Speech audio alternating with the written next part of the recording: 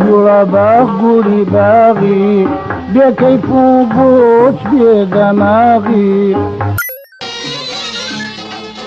قوم عداك شوهة بيان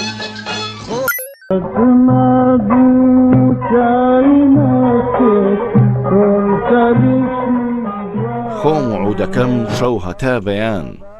من سۆزەکەم بۆ لەیلا ئەویش بە گریان ڕابری مەقاماتی کوردی بوو هونەرمەندێکی گەورە و پایەبەرز و داهێنەر بوو دەنجی خۆی بە نەمری مایەوە و دواتریش کار و بەرهەمەکانی بوونە قوتابخانە و چەندین هونەرمەند لێوی فێربوون گەشتێکی کورتەکەین بە نێوژیانی ئەو هونەرمەندە گەورەی کووردە عەلی مەردان هونەرمەند و مەقامبێژێکی گەورە و ناسراوی کوردستانە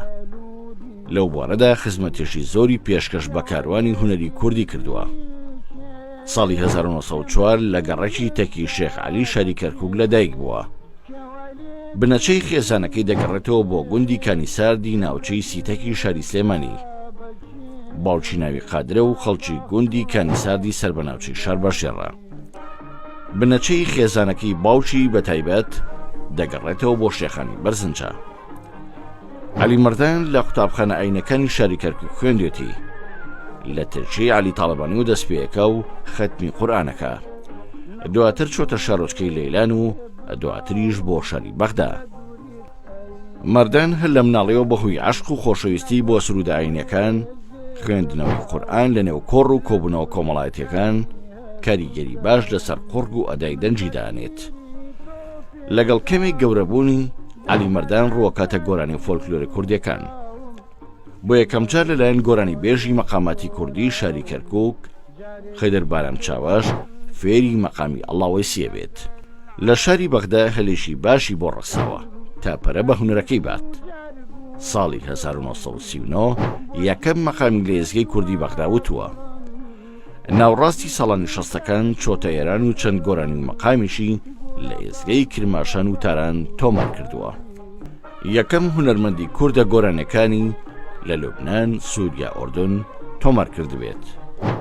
چەندین خەڵاتی هونەری پێبەخشراوە وەک ڕێزلێنانێک بۆ کارەکانی لە دنیای هونەردا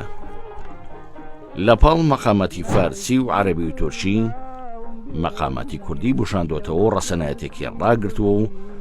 بە بەڵگەش ئەوەی سەلماندووە کە زۆرینەی مەقاماتە ناسراوە ڕۆژهەڵاتیەکان لە بنەچەیە دەگەڕێتەوە بۆ کورد محەممەد قوبانچی گەورە هونەرمەند و مەقامبێژی عێراقی لە وەسفی هونەرمەند عەلی مەردان دەڵێ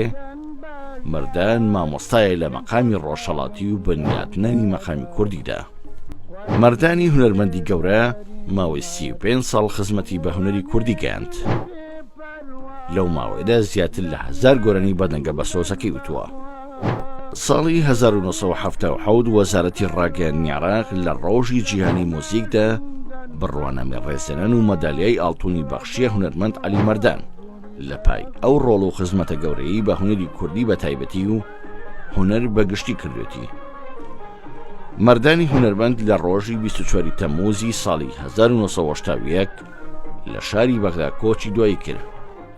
بەشێک لە گۆرانێ بەناوبانگەکانی بریتین لە ئەی مانگ من و تۆ گیانە بەسێتی بەم کە سەرخۆش دڵم هەر لێیلێوێ کەی دێتەوە فاتیمە دوو چاوی مەستت گوڵی باخ و چەندین گۆرانی مەقامیتری ناواسەی هەیە مامۆستا عەلی مەردان ئارەزووی بۆ چەند ئامێریشی موزیکە بووە زیاتر حەزی لە ئامێری عود بووە هەر بۆی لە خۆشەویستی بۆ ئەو ئامێرە موزیکیە گۆرانی خۆم و عودەکەمی وتووە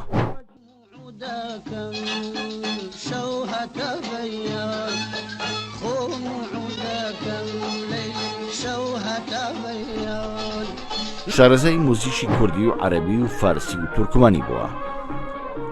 بەهۆی توانای باشی هونەری لە بواری مەقاماتدا بە مامۆستا و باوکی مەقامی کوردی دەناسرا هونەرمەند عەلی مەردان ڕۆژی 24 تەمموزی ساڵی 1970 لە تەمەنی 77 ساڵیدا لە شاری بەغدا کۆچی دوایی کرد و تەرمەکەی گەڕێنرایەوە بۆ شاری کەرکووک و لە گۆڕستانی شێخ محەیدینی شارەکە بە خاک سپێررا هەنەدەم لێدەن بەدار ژینت لێ بکەن